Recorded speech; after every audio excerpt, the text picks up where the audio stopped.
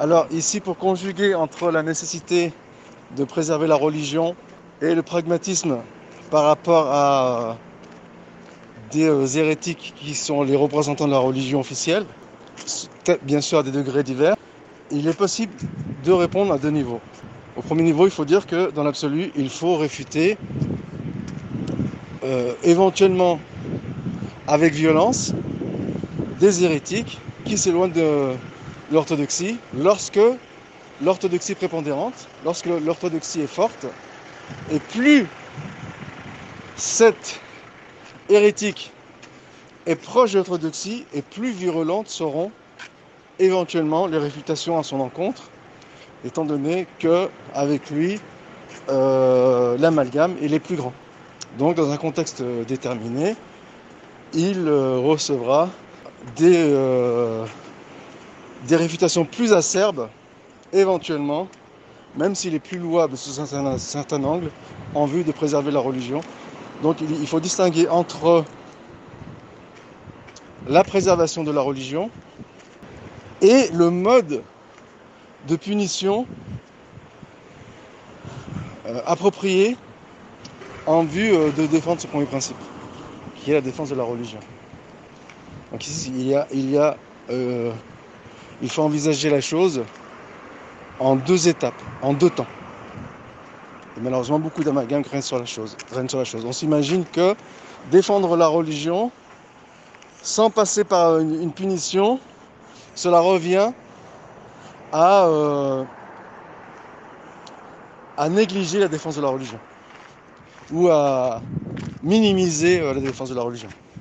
Alors qu'il n'y a pas forcément corrélation entre la défense de la religion et la punition. La mode de punition, ça entre dans le registre de l'amr bil ma'ruf wa nahy anil munkar, donc la morale publique, qui elle est soumise à un certain nombre de conditions. Et le moyen adéquat sera envisagé en fonction de la conjoncture, en fonction des moyens, et ainsi de suite. Des moyens et des capacités. Donc les deux étapes n'ont pas forcément une influence l'une sur l'autre. Ça, c'est un premier point. Le second point, c'est que dans une période où la sunna, elle n'est pas prépondérante, donc bien sûr, contrairement à ce que pensent les littéralistes rigoristes, que ce soit des protectires ou protecthiles, ils n'ont pas cette vision lucide de la conjoncture actuelle. C'est la raison pour laquelle ils prônent le rigorisme, qui en d'autres temps ne serait pas du rigorisme.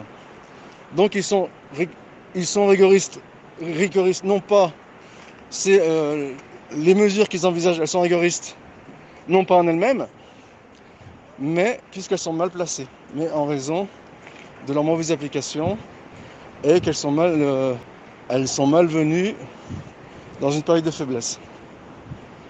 Donc, une fois ce point résolu, on peut passer au point suivant, qui consiste à dire, et c'est exactement ce qu'il fait Ibn Taymiyyah, c'est qu'il faut distinguer entre établir la vérité et donner leurs droits aux croyants. Ici, il y a deux intérêts qui s'affrontent et se confrontent. Qu'il y a la défense de la vérité, qui est au-dessus des hommes, et qu'il y a la défense de l'honneur des hommes. Si ces deux principes qui s'affrontent, s'ils sont littéralement antagonistes, eh bien, on privilégiera la défense de la religion. En sachant qu'ils sont littéralement antagonistes dans la situation où la sunna est forte et où le remède, donc ici nous passons à la deuxième étape de la défense de la religion, et qui est la punition adaptée à la situation, et où le remède convient d'être coercitif, intransigeant, expéditif. Et là, oui, l'intérêt supérieur de la religion, il prime avant l'honneur du croyant. En sachant qu'il faut distinguer entre le croyant orthodoxe qui est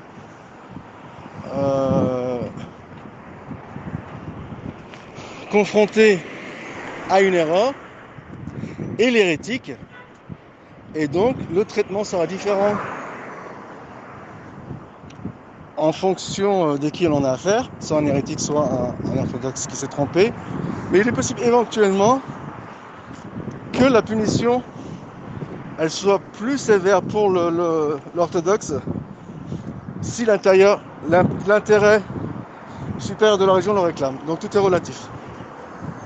Et donc, dans une période de faiblesse qu'est la nôtre, et c'est exactement le procédé qu'utilisait Ibn Taymiyyah à son époque, il y a, ce que je dis souvent dans mes articles, c'est que il faut condamner les erreurs, mais pas forcément leur auteur. Il n'y a pas corrélation entre l'erreur et la condamnation. Contrairement à ce que s'imaginent les kharijites, les mu'tazilites et les traditionalistes qui leur empruntent ce principe et qui n'ont pas à l'esprit, la diversité ou la disparité ou la variabilité de la foi, qui n'est pas une et indivisible, et qui n'est pas compacte. Et c'est un principe que défend souvent Ibn Taymiyyah, alors qu'on me reproche de mettre en avant, de mettre pour principe, ou d'adopter pour principe un point que Ibn Taymiyyah aurait traité de façon subsidiaire, alors que c'est exactement le contraire. Pour Ibn Taymiyyah, la variabilité de la foi, c'est un principe immuable de la religion, et lui-même il nous dit à maintes reprises que les erreurs dans les réactions vis-à-vis des fautifs et de ceux qui commettent des erreurs dans la religion, elles sont disproportionnées à cause justement de cette mauvaise conception de la variabilité de la foi. Avec d'un côté les mourjites ou les laxistes, pour qui chez eux aussi la foi est une indivisible, donc qui encensent l'erreur, l'auteur de l'erreur, et donc par voie de conséquence l'erreur, donc ils cautionnent l'erreur pour protéger l'auteur de l'erreur, et de l'autre côté, en respectant le même principe, qui est que la foi est une et indivisible, eh bien, ils vont condamner l'erreur et l'auteur de l'erreur en pensant que les deux choses, elles sont indissociables et qu'il y a corrélation entre la condamnation de l'erreur et la condamnation de son auteur. Alors que la voie du juste milieu, qui en principe est applicable aux traditionalistes, indépendamment des hérétiques, mais dans une période de faiblesse, les hérétiques sont également concernés par ce principe, et qui est qu'on peut, et c'est exactement ce que fait Ibn Taymiyyah, donc on n'a pas à dire le contraire, qu'on peut condamner l'erreur sans forcément condamner son auteur. Et c'est exactement ce que fait Ibn Taymiyyah avec Abul Hasan Ash'ari. Donc dire que Ibn Taymiyyah il applique ce principe uniquement avec les traditionalistes, c'est se méprendre, puisqu'il le fait avant tout avec Abul Hasan Ash'ari. Et d'ailleurs, dans le 3e volume des Majmu' al-Fatawa, il y a un point qui est extrêmement intéressant à noter. Lorsqu'Ibn Taymiyyah il fait ce qui est assimilé à des muazanettes entre différentes tendances, alors qu'on nous dit qu'Ibn Taymiyyah ne fait pas de muazanettes, en sachant qu'il fait les muazanettes sur le principe que la foi n'est pas une et indivisible, et ça serait des shubuhat, ça serait des points subsidiaires et non pas centraux. Les points centraux chez Ibn Taymiyyah seraient de réfuter inconditionnellement les innovateurs, mais malheureusement ce prisme biaisé, il est propre à nos contemporains littérico-rigoristes qui ont une lecture biaisée des écrits d'Ibn Taymiyyah, mais grâce à Dieu, tout le monde n'a pas cette approche. Et donc Ibn Taymiyyah, lorsqu'il fait les muazanettes, donc les muazanettes, c'est exactement pour remettre en question le principe qu'Ibn Taymiyyah a mis en avant sur la variabilité de la foi, et qu'on prête à un passage ambigu de ses écrits, alors que c'est un principe formel et établi chez Ibn Taymiyyah. Il est ancré dans ses écrits, dans sa défense du credo orthodoxe, et sur laquelle Cheikh Rabi' il a construit sa rhétorique, et qu'il n'y a pas de moisannette envers l'auteur d'une erreur, alors que toute la religion elle est basée sur le moisannette. C'est exactement le contraire de ce que s'imagine Cheikh Rabi', même si ce son discours n'est pas entièrement faux, mais donc j'en ai déjà parlé, je ne vais pas revenir dessus. Et donc, lors de ce moisannette, Ibn Taymiyyah, il ramène une parole de Yahya ibn Mu'ammar qui dit noir sur blanc que le mujahid fi sabilillah, que le rad al-mubtadi' qu'al mujahid fi sabilillah. Il est étonnant, pour anecdote, que Cheikh Rabi' il utilise ce passage et que bien sûr les rigoristes utilisent à satiété, sauf qu'Ibn Taymiyyah il utilise ce passage, c'est pour décrire Abou al-Hasan al-Ash'ari. Mais bon, c'est pas grave. Lorsque ça vient de nous, on a des choubouettes, on est des innovateurs. Et quand ça vient d'Ibn Taymiyyah, eh bien, il suffit de faire l'autruche et de dire que ce sont des passages ambigus. Bien la défense objective de la religion. Alors qu'on reproche à nos détracteurs et aux hérétiques de ne piocher dans la religion que ce qui leur intéresse. Et c'est exactement ce que font nos amis littéraires qui sont affiliés à l'orthodoxie et au traditionnalisme. Et donc ici, nous avons deux dimensions de la problématique. Une dimension légale, qui consiste à défendre la religion, et une dimension, on va dire, pragmatique, donc du terrain. Toujours cette dualité entre la loi universelle et la loi textuelle, c'est-à-dire cette conciliation entre la loi universelle et la loi textuelle, et que nous sommes dans une époque où, aux yeux des mécréants, notamment, les tenants de la vérité sont l'orthodoxie anthropologique. Et bien, si on tire, et d'ailleurs même les musulmans lambda s'imaginent qu'elle est incarnée par l'orthodoxie anthropologique. Et donc, si l'un des plus grands fléaux de religion a consisté à travers les époques de dénigrer les références de l'islam, domaine dans lequel les chiites, duodécimains et les kharijites sont passés maîtres en la matière, en commençant par discréditer les compagnons, eh bien, si nous discréditons d'un point de vue purement pragmatique ceux qui sont considérés comme les références des musulmans, eh bien, on participe, bon gré mal gré, à jeter le discrédit sur l'islam et à déstabiliser les musulmans et à donner raison aux détracteurs de l'islam. Et donc, il faut manier l'art et concilier entre la préservation de la religion, l'intérêt supérieur de l'islam, la préservation de l'honneur des musulmans et le pragmatisme qui est que ces musulmans hérétiques, à des degrés divers, sont assimilés à l'orthodoxie. Eh bien, en l'occurrence, il faut réfuter leurs idées sans les rabasser ni les dénigrer. Même si dénigrer dans le domaine, donc le second point, de l'amr bil ma'ruf wa nahy anil munkar, il est éventuellement une option, donc c'est une option éventuelle, c'est un moyen, non pas une fin. Il ne faut pas assimiler les fins et les moyens, il ne faut pas faire cet amalgame. En tout cas, ce n'est pas un moyen qui est approprié dans la situation actuelle, notamment avec l'ère du mondialisme et du cosmopolitisme. Et quand bien même ce cosmopolitisme était très souvent, notamment dans les pays musulmans, virtuel. Eh bien, il s'agit de conjuguer entre la défense de la religion et le respect de l'honneur des personnes que l'on réfute. C'est-à-dire, on va réfuter leurs arguments.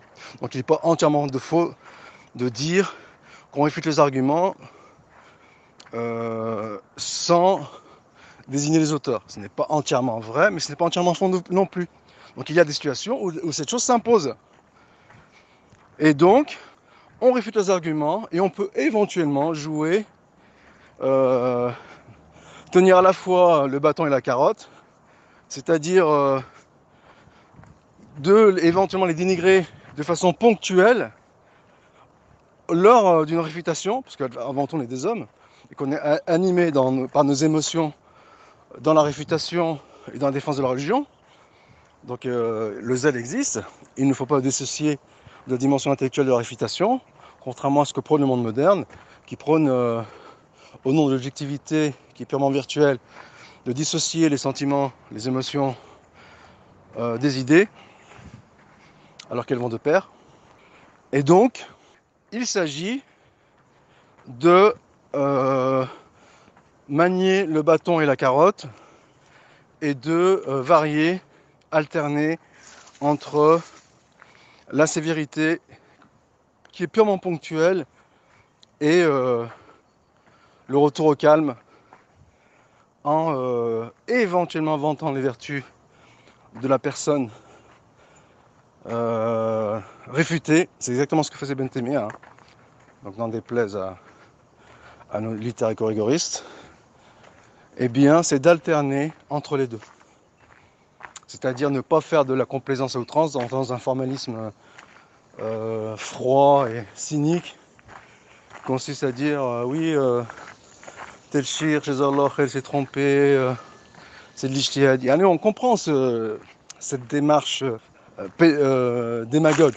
On comprend tout à fait cette démagogie, mais ce n'est pas forcément le remède.